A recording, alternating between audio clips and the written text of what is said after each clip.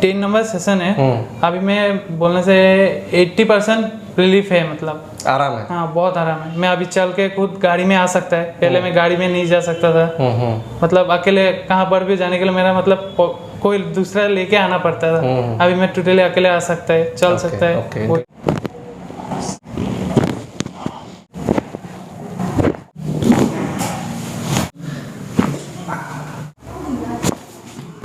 okay